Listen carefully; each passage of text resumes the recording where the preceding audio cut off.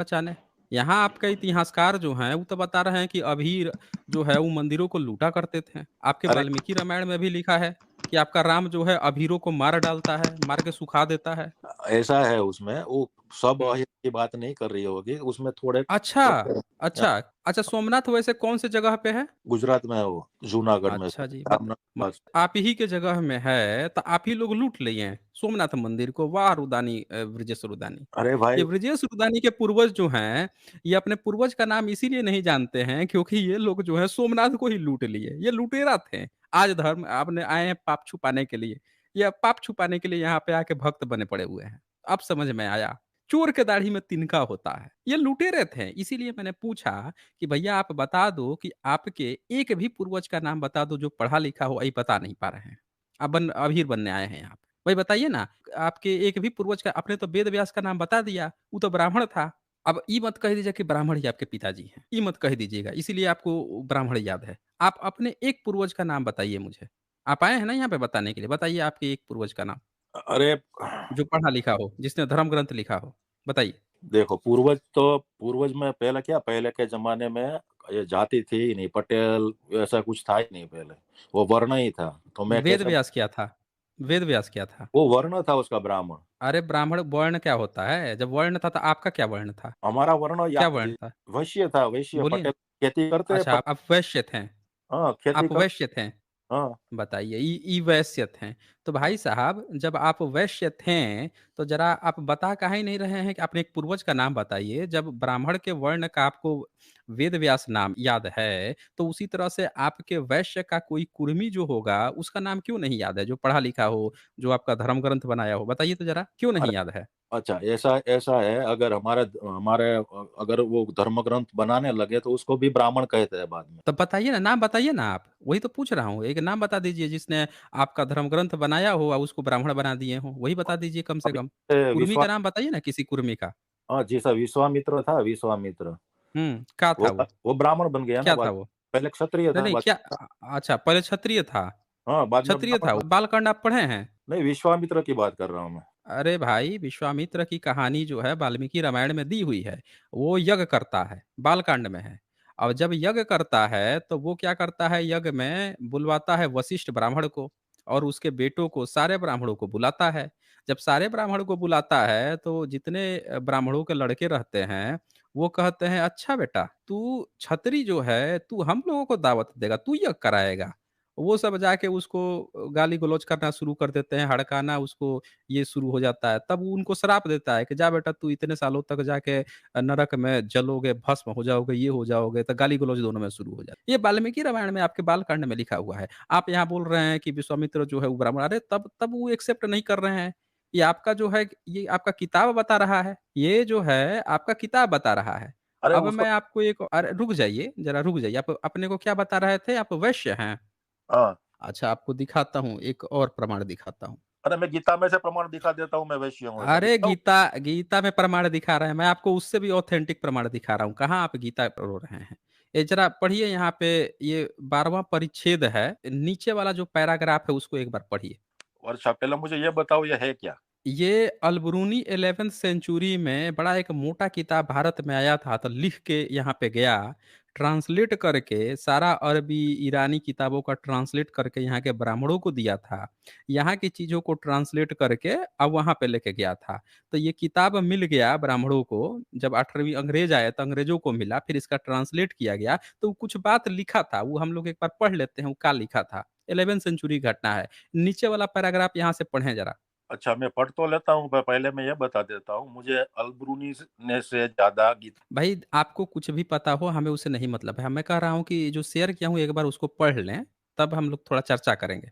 पढ़ें इसको। ब्राह्मण क्षत्रिय को वेद पढ़ाते हैं, क्षत्रिय वेद को पढ़ते हैं, पर उन्हें इसे किसी दूसरे को, यहाँ तक कि ब्राह्मण को भी पढ़ाने का अधिकार नहीं है। वैश्य शूद्र को वेद का उच्चारण पाठ करना तो दूर रहा, उसको सुनने का भी आज्ञा नहीं है। यदि वह प्रमाणित आया कि किसी वैश्य शूद्र वेद का उच्चारण किया है, तो ब्राह्मण लोग उसे पकड़कर न्यायाधीश के पास लेते हैं और जीभ काट देते हैं।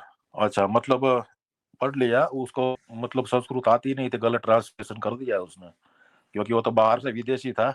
और ये आप गीता में पढ़ोगे तो उसमें लिखा है जो पशुपालन खेती जो लोग करते हैं उसको वैश्य कहते हैं। यादव भी वैश्य है, यादव भी शूद्र नहीं है। तो साथियों सुना आपने, इसमें अल्बरूनी की किताब ये पढ़ रहे थे या फिर सफाई देने लगे खुद ही कि संस्कृत में उसको आती नहीं थी तो ये लिख दिया। अरे भाई, एक कुर्मी का आप नाम बता दो जिसको संस्कृत आती थी। लॉर्ड मैकाले से पहले एक कुर्मी का नाम बता दो जिसको संस्कृत आती थी। बताओ मुझे। अभी दे मैंने अभी तो मैं आपको क्या बता रहा हूँ, ब्राह्मण को संस्कृत आती थी ऐसा बोल रहा हूँ मैं। मैं जो पूछ रहा हूँ आप जवाब नहीं दे रहे हो। ब्राह्मण आपके पिताजी नहीं हैं। आप ब्राह्मण को जबरदस्ती अपने पिताजी साबित कर रहे हैं। आपसे मैंने पूछा कि अपने एक पूर्वज का नाम बता दो, आपको याद ही नहीं है। अरे भाई, ब्राह्मण को उसके अपने पिताजी का नाम याद है। अब वैश्य, आप अपने को वैश्य कह रहे हो, आपको भी ब्राह्मण के ही पिताजी का नाम याद है। चक्कर क्या है भाई साहब? कल को ये तो नहीं कह दोगे कि आप ब्राह्मण की ही संतान हो, हैं? सबको अपने पूर्वज का नाम याद आता है। आपके पूर्वज के बारे में अलबरूनी यहाँ लिख के गया है। आपने पढ़ भी दिया कि यदि वह प्रमाणित हो जाए कि किसी वैश्य या शूद्र ने वेद का उच्चारण किया है।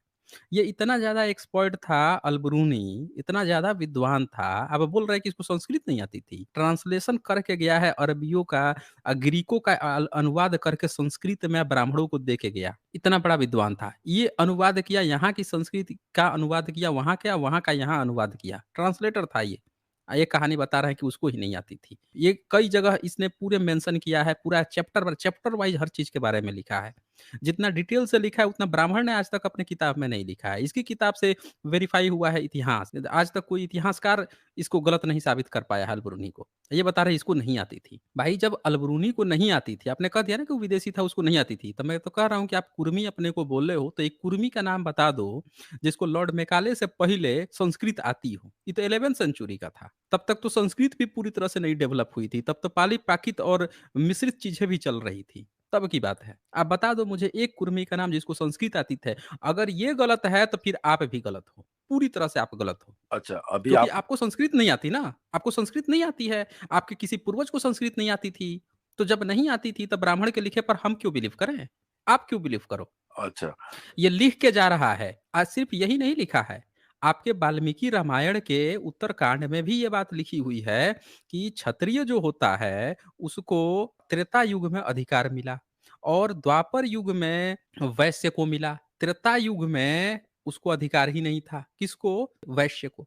ये आपके वाल्मीकि रामायण में भी लिखा हुआ है। मैं जब स्ट्रीम किया था मैंने खोल के दिखाया था कि आपका वाल्मीकि रामायण इसकी पुष्टि करता है। जो बात लिखा है इसकी पुष्टि करता है कि वैश्य को अधिकार नहीं था और शूद्र के समान वो दोनों थे। और इसीलिए शंभू का भी गला काट देता है वो शूद्र कह के। इनको अधिकार मिलता है द्वापर युग में, वैश्य को।